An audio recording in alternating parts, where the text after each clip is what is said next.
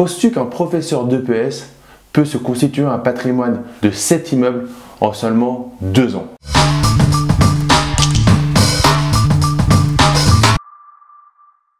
Yo les esprits gagnants, c'est Damien et bienvenue sur cette nouvelle vidéo. Si c'est ta première fois sur la chaîne, je te recommande fortement de cliquer sur le bouton s'abonner ainsi que sur la cloche pour recevoir mes pépites sur les investissements immobiliers. Je suis aujourd'hui avec Stéphane Maury. Salut Stéphane. Salut Damien. Donc Stéphane qui est un ami et investisseur immobilier et il va te partager son parcours inspirant de professeur d'EPS à multi-investisseur, serial investisseur en immeuble de rapport. Stéphane, pour ceux qui ne te connaîtraient pas, est-ce que tu peux te présenter? Alors, salut les investisseurs. Donc, je m'appelle Stéphane Maury, je suis professeur de PS à l'origine, j'habite dans la région nantaise. Je me suis lancé dans l'investissement suite à la naissance de mes filles, hein, donc c'est mon pourquoi en fait, voilà, pourquoi je m'y suis mis, c'est voilà, à la naissance de ma première fille. Et puis, je me suis mis à investir dans les immeubles de rapport en province, puisque les prix sont défiant toute concurrence. Voilà, on peut trouver des immeubles de rapport à moins de 1000 € du mètre carré. Et voilà, j'ai commencé à me former un petit peu à outrance, à fréquenter des séminaires, à fréquenter des investisseurs comme Damien, où on s'appelle régulièrement, où voilà, où on comprend nos langages réciproques. Ça fait du bien d'ailleurs. Et puis voilà, au fur et à mesure, j'ai investi et puis de plus en plus massivement, pour arriver oui, à 7 immeubles et ça fait 42 appartements. En tout, ok, on va voir tout ça tranquillement dans cette vidéo. Par quoi tu as commencé? Parce que je sais que tu as un parcours au niveau de l'investissement immobilier qui n'est pas forcément... Tu as fait des erreurs au début, tu as investi comme ce que j'appelle, et tu étais à mon séminaire Focusimo Live l'année dernière, l'investisseur journal de 20 heures, c'est-à-dire voilà. Tu as investi pour défiscaliser et autres. Raconte-nous un peu tes débuts dans l'investissement immobilier avant de vraiment avoir ce mindset d'investisseur. Bah justement, je suis très fier d'avoir fait ces erreurs, puisque c'est ces erreurs qui m'ont permis d'avoir ce mindset. C'est-à-dire que les erreurs que j'ai faites, comme acheter ma résidence principale, voilà, sur un coup de cœur. Et puis ensuite investir dans un Eurobien, donc c'est un peu l'équivalent du Pinel maintenant, voilà, qui était en 2005, qui n'était pas du tout intéressant. Donc qui m'a bloqué pendant pas mal d'années, mais qui m'a fait réfléchir sur le fait que l'investissement c'était possible quand on se formait. Voilà, donc je me suis formé, j'ai tout repris à zéro, j'ai arbitré un petit peu mon patrimoine et je me suis lancé voilà, plutôt en 2016. Et ce que j'aime avec Stéphane, et qui est très caractéristique des personnes qui font du sport, tu fais du judo aussi. Oui, je suis ceinture noire de judo comme toi. Oui. C'est qu'il y a ce truc de ne pas lâcher. C'est-à-dire que, tu connais l'expression, soit on gagne, soit on apprend. Donc il n'y a pas de problème d'échec. Il y a la manière dont tu vas capter un échec, mais il n'y a pas de problème avec l'échec et tu en es une belle preuve. Tu as quelques petites erreurs. Par contre, et j'étais chez Stéphane maintenant il y a quelques mois, et en fait, c'est un besogneux, quoi, comme moi. C'est-à-dire que c'est quelqu'un, quand il est sur un sujet, et on voit ça avec le judo, c'est-à-dire que le judo, on a un truc qui s'appelle l'uchikomi. C'est-à-dire que c'est comme au piano, c'est des gammes. C'est-à-dire que Maître Jigoro Kano, qui est le fondateur du judo, il disait, c'est pas, il faut répéter. C'est pas 1000 fois qu'il faut répéter. Et dans l'immobilier, c'est la même chose. C'est pas demain je m'y mets, après-demain je trouve une affaire à 15% et le surlendemain je suis libre financièrement. Ça, c'est quelques vendeurs de rêves sur internet. Je t'encourage à aller voir leurs vidéos si tu veux vraiment aller là-dessus. Mais à un moment, il va falloir passer à l'action, se former et se bouger les fesses pour réellement faire des choses. Et ton parcours, il est inspirant par rapport à ça. Donc, voilà, tu as commencé à te former. Et ensuite, du coup, c'est quoi qui a été ton déclic pour passer de ces investissements, ce que j'appelle un peu toxiques, oui, à des investissements rentable, peut-être un peu plus risqué, tu vas nous en parler, parce que je suis allé voir, je t'avais visité sur tes immeubles, alors voilà, il y a des travaux, il y a des fois des soucis, mais en tout cas, qu'est-ce qui t'a fait ce déclic pour passer à des investissements rentables? Déjà, j'ai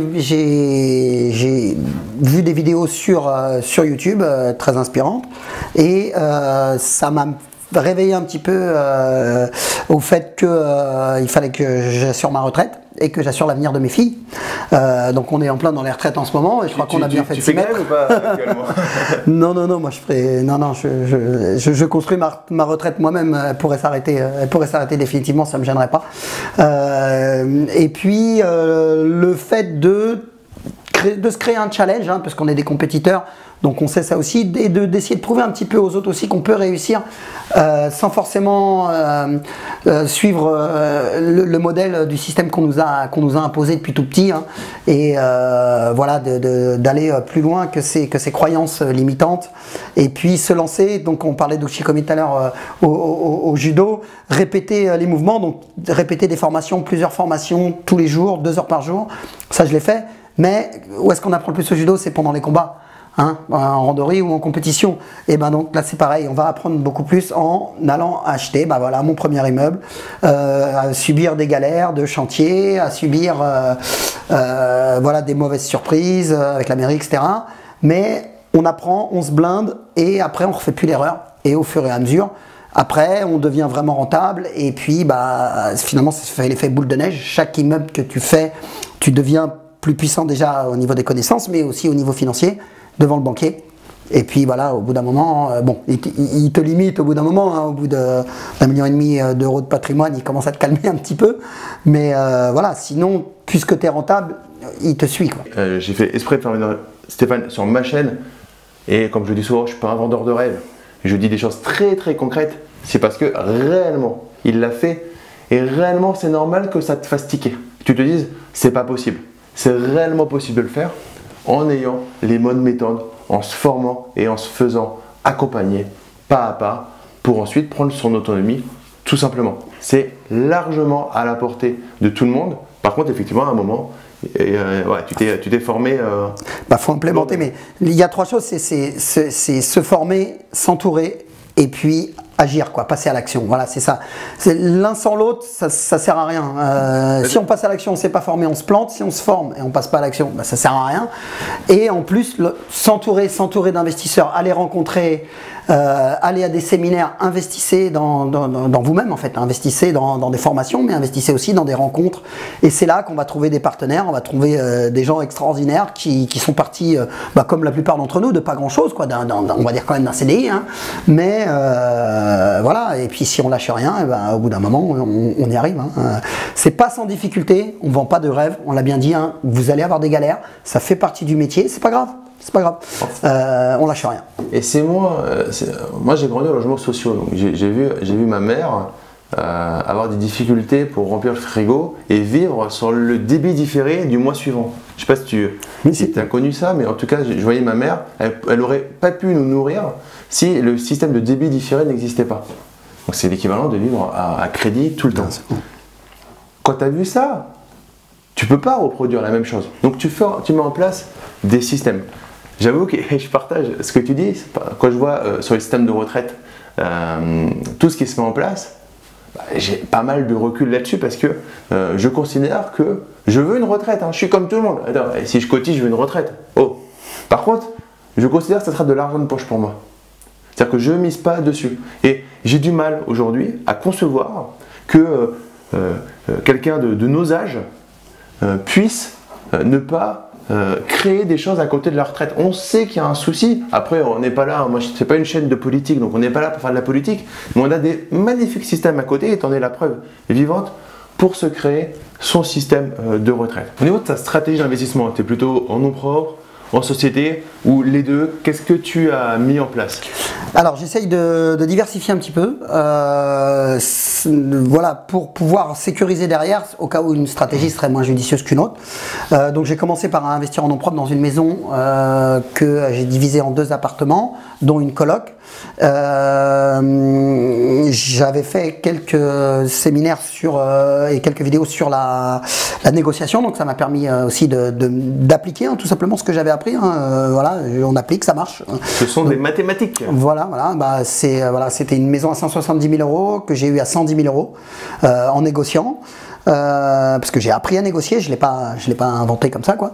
Et puis donc j'ai séparé en 2 appartements, dont une coloc. Ensuite je suis passé sur un immeuble de rapport. de 6 appartements, enfin 5 appartements et un commerce, dans une petite ville de 4000 habitants. Donc là, premier investissement en immeuble et prise de risque, puisque 100 000 euros de travaux, mais un prix d'immeuble qui est le prix d'une voiture en fait, quoi, puisque j'ai acheté un immeuble 18 000 euros et à peu près 100 000 euros de travaux. Donc gros souci avec les travaux, 2 entrepreneurs qui me plantent, donc voilà, on n'est pas dans le monde des bisounours, hein. Il y a des voilà, mais actuellement c'est un bien qui me rapporte 2400 euros par mois de revenus locatifs, voilà, donc on n'est pas loin de 20% quoi, quand même, hein. Là-dessus, sur les travaux, ce qui est important, c'est la confiance n'exclut pas le contrôle. Un truc qui est très simple, c'est que va voir déjà si la société existe, ça c'est 1. Alors, depuis quand elle existe, c'est 2. Et ne crois rien de ce qu'ils te disent sans vérifier, des chantiers, etc. Et ensuite, malheureusement, c'est vrai que dans les chantiers, on te demande 30% au début.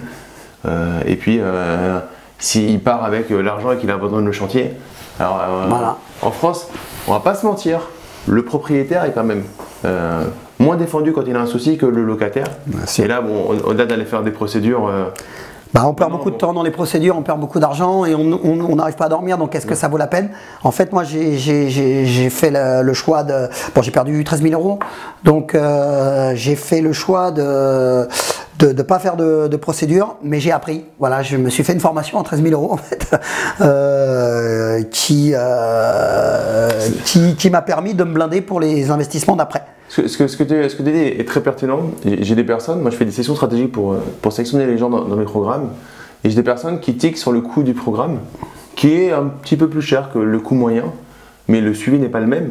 Et en fait, au niveau du mindset, je leur dis, mais c'est cool, c'est-à-dire que tu n'es pas prêt à investir dans l'immobilier. Parce que tu préfères faire des erreurs beaucoup plus chères que à investir sur toi pour apprendre. Oui. Ou passer du temps, parce que tu peux tout trouver et tout gratter, mais tu vas passer un temps énorme qui vaut bien plus que le coût d'un accompagnement. On dit tout ce qui ne coûte pas cher te coûte très cher à la fin, voilà, c'est ça.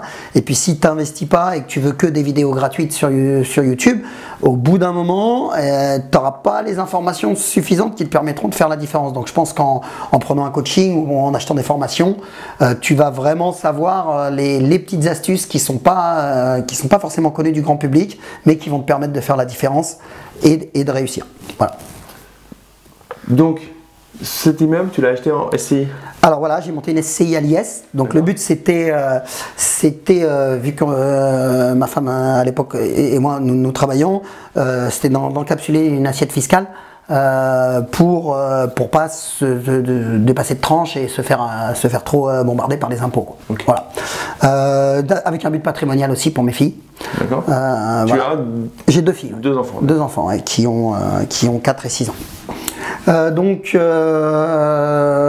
j'ai continué mes investissements, j'ai acheté 2 autres immeubles donc en même temps cette fois-ci, de 6 appartements. Donc c'est des anciennes maisons qu'on a modifiées en appartements. Donc j'ai fait un peu de tout, j'ai fait de la division, officielle et de la division non officielle. Donc voilà, j'ai appris au fur et à mesure, sans locataire au départ, avec beaucoup de travaux. Donc environ 80 000 euros d'achat pour les deux, enfin pour chaque immeuble, et puis environ 80 000 euros de travaux. Donc 160 000 et on est sur un loyer de entre 2500 et 2700 euros par immeuble. Alors, ça a des gros avantages d'acheter avec des gros travaux, et ça aussi, Stéphane l'a bien insisté dessus, ça peut aussi prendre beaucoup de temps si tu le gères. Alors toi tu le gérais toi-même, si tu le gères toi-même, ça peut prendre beaucoup de temps. Donc attention à ta capacité à gérer ça par rapport à ce que tu fais à côté, et également à gérer ça par rapport à ta gestion du stress. Okay. Le but c'est pas de dormir, c'est pas de ne pas dormir sur ces 2 oreilles, et comme tu as dit, tu as préféré perdre 13 000 euros que ne pas dormir la nuit. Voilà. Les travaux, même si tu as eu des galères, je sais, j'étais allé visiter tes biens.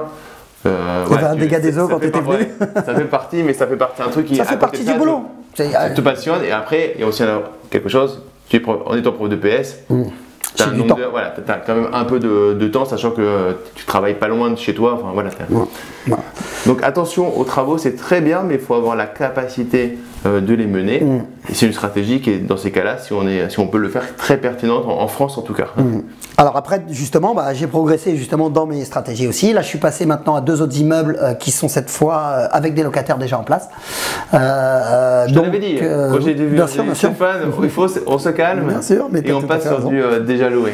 Comme quoi on écoute, ses formateurs. Hein. Voilà. Et puis, donc c'est vrai que là, il y a beaucoup moins de soucis. Alors, comme on est sur SCI à l'IS, s'il y a déjà des locataires en place, c'est pas trop gênant au niveau imposition. Et moi, je suis plutôt spécialisé dans le meublé. Donc, au fur et à mesure des départs des locataires, je retape. Mais je retape cuisine, salle de bain, tu vois, enfin propre. Et puis, je passe en meublé. Voilà. Autant. Donc, j'ai environ la moitié de mes biens qui sont SCI à l'IS et la moitié en LMNP. D'accord. Voilà, sachant que la réforme va peut-être évoluer prochainement.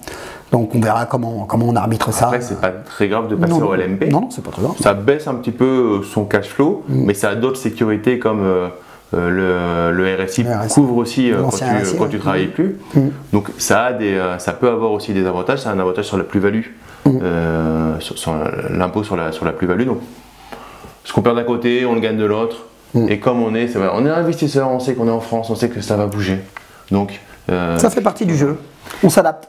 Est-ce que tu mixes, du coup tu nous as parlé de colocation, dans tes immeubles de rapport, tu mixes les différentes stratégies ou du coup tu passes du nu au meublé ou tu fais, quand tu peux, tu fais des colocs où il y a assez d'espace, tu fais de la LCD? Quand je peux, je fais du meublé direct. D'accord. Pourquoi? Parce que je suis sûr de louer. Voilà, même dans les petites villes, dans une petite ville de 13 000 habitants, même dans une ville de 4 000 habitants, je loue en 24 heures, je loue tous mes biens. Donc il y a une demande quand même, il ne faut pas croire qu'il n'y en a pas. Ensuite, j'ai une coloc seulement, donc je mixe un petit peu, on va dire, je fais des essais, quoi. Voilà. Et j'ai essayé aussi 2 apparts en courte durée. Et je suis pas forcément fan de ça. Il y a quand même beaucoup de contraintes temporelles.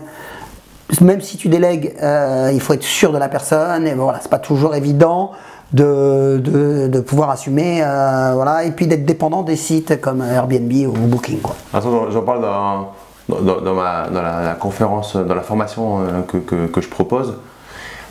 Pour moi, la location courte durée, c'est pas une stratégie d'investissement immobilier. Je sais pas si tu es d'accord avec moi, Stéphane. C'est une stratégie d'investissement immobilier d'être en meublé, et ensuite c'est de la prestation hôtelière. Voilà. Et pour moi, quand tu es investisseur immobilier, du coup, c'est très intéressant la location courte durée, mais c'est pas une stratégie d'investissement rentable, c'est parce que c'est pas le même métier. On n'est pas des hôteliers, c'est la preuve, c'est que la plupart, pour avoir des abattements, se font meubler de tourisme et peuvent potentiellement être sur la TVA et compagnie si tu donnes les petits déjeuners. Enfin, il y a des conditions un peu plus complexes. Ce qui fait qu'en fait, c'est pas une réelle stratégie d'investissement pour moi. Ça peut être rentable, mais à quoi bon vouloir la liberté financière pour se créer un deuxième job?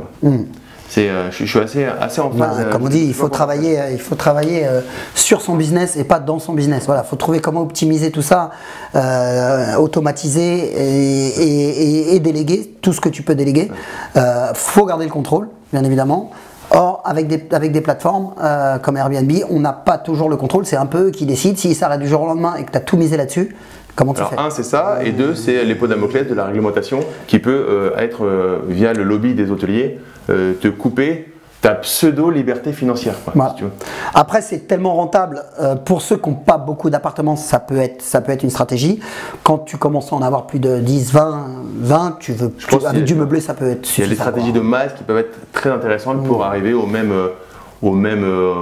ratio temps et gain. Voilà, c'est ça, l'indice de tranquillité. Étienne Broy, il parle de ça, c'est mon mentor, Étienne. Il parle de l'indice de tranquillité, c'est tellement important, quoi. Si c'est pour gagner beaucoup d'argent, oui, mais pas voir tes enfants et puis pas partir en vacances, enfin bon, voilà. Indice de tranquillité, c'est top, et coût d'opportunité. C'est-à-dire le temps que tu passes à faire ça, qu'est-ce que tu pourrais faire plus épanouissant ou qui te rapporterait plus d'argent en même temps. Voilà. Donc c'est pour ça, là j'ai réussi, j'ai 6 immeubles et j'ai un 7e qui est sous compromis. Bon, j'ai 4 autres appartements sinon en plus. Et ça m'a permis depuis septembre de passer à mi-temps. Donc je fais 9 heures par semaine, quoi. Bah, je suis en week-end mardi soir, là tu vois, on est mardi soir, je suis en week-end. Voilà. Nickel. Du coup, après, on va aller manger au resto, enfin, une petite rencontre d'investisseurs. J'ai rencontré Stéphane à un apéro d'investisseurs. Et c'est comme ça qu'on a comment dire, j'ai apprécié son dynamisme et j'ai vu qu'on était. Je supporte pas les gens qui se la racontent et qui saupoudrent de. Tu sais, c'est saupoudré de notions et ça te parle de grosses rentabilités, en gros, concours de quéquettes. Excusez-moi l'expression, mais je dis souvent, voilà. Et avec Stéphane, alors on a des valeurs communes et c'est vrai que derrière, on est dans le concret, quoi. Quand on parle, c'est concret, c'est. Ah ouais, mais surtout rationnel, quoi. Quand on regarde bien ce qu'on a fait avec Damien, il n'y a rien d'extraordinaire. C'est juste qu'on a appliqué des règles. Il y a une règle du jeu, on les a appliquées, on les a suivies, on s'est battu et on y est arrivé. Mais tout le monde peut le faire. Enfin. Ouais, ça me fait marrer ce que tu dis parce que je suis en train de finir d'écrire mon livre et j'ai un endroit dans le livre, je ne sais plus trop où, je parle d'être ordinaires qui font des choses extraordinaires. Et en fait, on est tous des êtres ordinaires. Il n'y a pas. On n'est pas des êtres extraordinaires. On n'est pas. Mais personne. On a une tête, deux bras, deux jambes. Moi, j'ai grandi en logements sociaux. Et en fait, c'est juste qu'est-ce que tu es capable de faire quand tu te lèves de cette foutue chaise ou de ton canapé pour te bouger. Tu réfléchis à ce que tu dois faire, tu te poses vraiment, tu vois qu'est-ce que tu veux vraiment dans ta vie, qu'est-ce que tu aimes vraiment. Voilà. Et puis, tu vois les solutions qui existent en fonction de ça, plutôt que de contester le système. Et après, tu deviens fan, addict, et tu continues parce que tu kiffes. Ah oui, c'est vrai. Mais moi, le premier séminaire que j'ai fait, mais je parlais à personne. Mais quand tu vas arriver, tu vas te faire dessus, tu vas te demander c'est qui c'est fou, mais je suis pas comme eux, et j'y arriverai jamais. Mais c'est normal. Et félicitations, ça s'appelle sortir de sa zone de sécurité. Zone de confort. Zone de confort, mais même zone de sécurité. C'est-à-dire que tu vas sortir, tu es en sécurité, pas forcément en confort parce que j'avais fait une interview avec Julien Loboda et il m'avait dit ça à juste titre. Si c'était tant une zone de confort, on n'essayerait pas d'en sortir. Mais en fait, c'est plus une zone de sécurité et limite, des fois, c'est une zone d'inconfort. Parce qu'on a un mal-être à y être.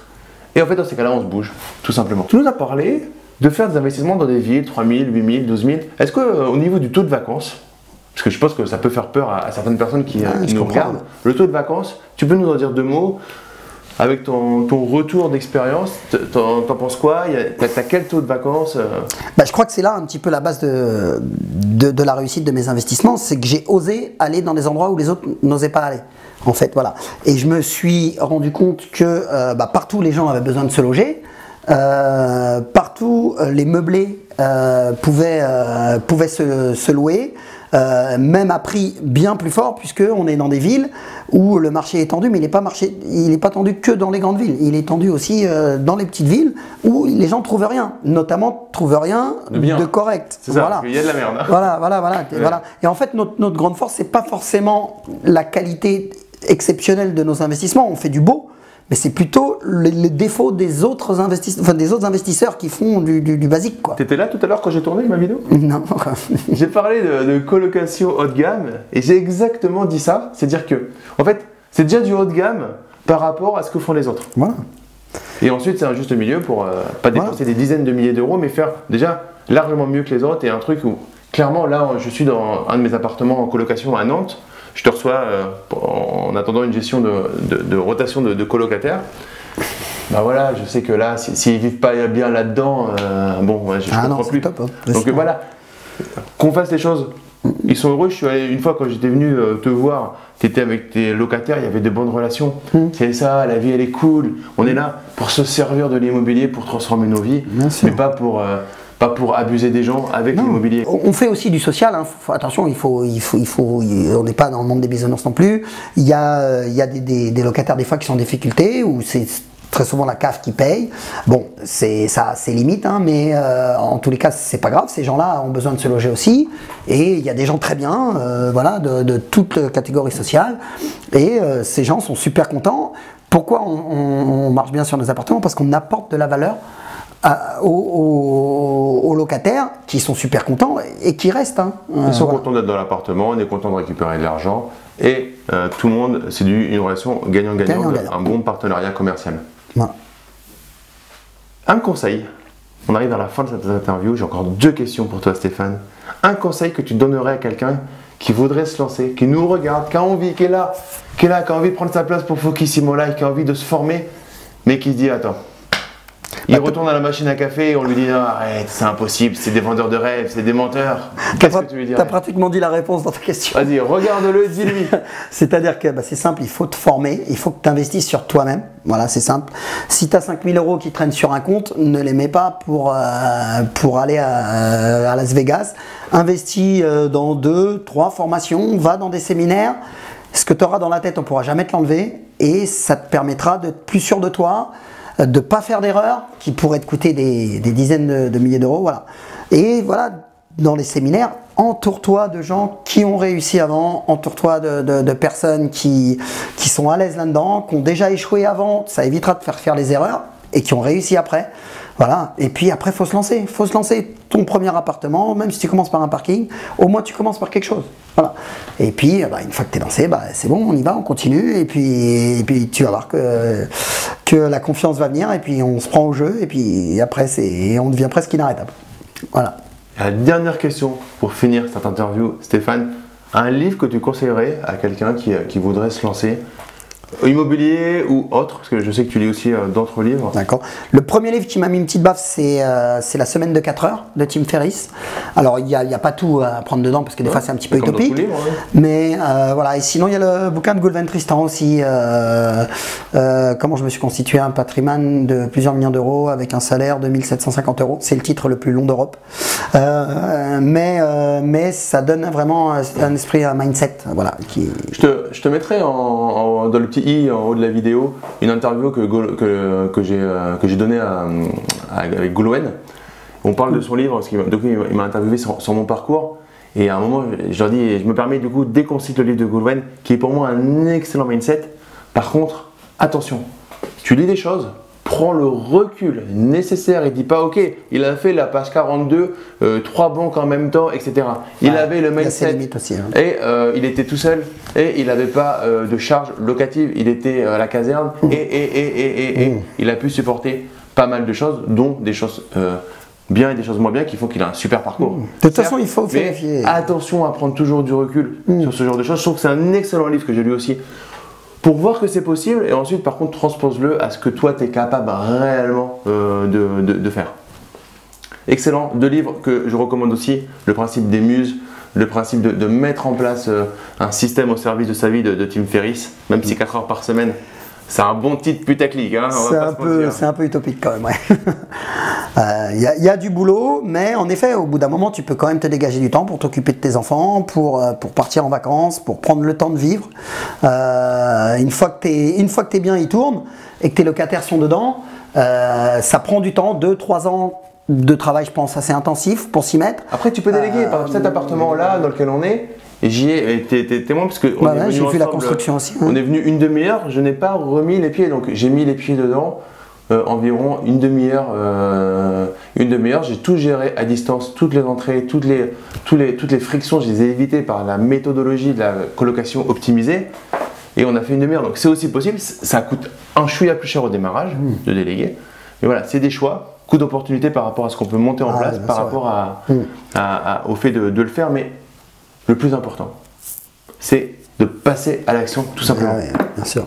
Si tu passes pas à l'action, tout ce que tu auras appris, ça ne va servir à rien. Donc voilà, il faut vraiment faut se lancer. Puis c'est là où tu apprends le mieux, vraiment. Tu apprends avec quand tu découvres les problèmes que tu as dans ton immeuble, quand tu découvres comment gérer les locataires. Tu apprends à chaque fois et tu progresses à chaque fois. Au bout d'un moment, tu deviens l'investisseur parfait, quoi, et qui, même si tu auras toujours des galères, ça fait partie du boulot, toujours, mais c'est pas grave, ça fait partie du travail. Et au bout d'un moment, ça te permet de lâcher ton boulot, tout simplement, comme l'a fait Monsieur l'ami ici présent il y a maintenant 8 jours. Il y a quelques jours, au moment où on tourne cette vidéo. Et ça aussi, il faut du sacré cran pour faire ça. Il faut bien construire son parachute avant de se lancer. On plaque pas tout pour se lancer dans une activité. On construit d'abord son parachute et après on y va. Merci Steph. Allez. Bon, on y va après, on va manger nous? Allez, on va manger maintenant. Et pour te remercier d'avoir vu cette vidéo jusqu'à la fin, je te propose ma formation offerte sur la simplification du droit et de la fiscalité. C'est en partenariat avec mon frère, avocat au barreau de Paris, spécialiste en droit de l'immobilier et en droit des sociétés. Le lien se trouve dans la description de la vidéo. Tu mets juste ton prénom et ton email et je te l'envoie immédiatement. Et comme à chaque fin de vidéo, ne reste pas du côté des consommateurs, mais passe à l'action, deviens un producteur. Je te dis à très vite pour une prochaine vidéo. Ciao!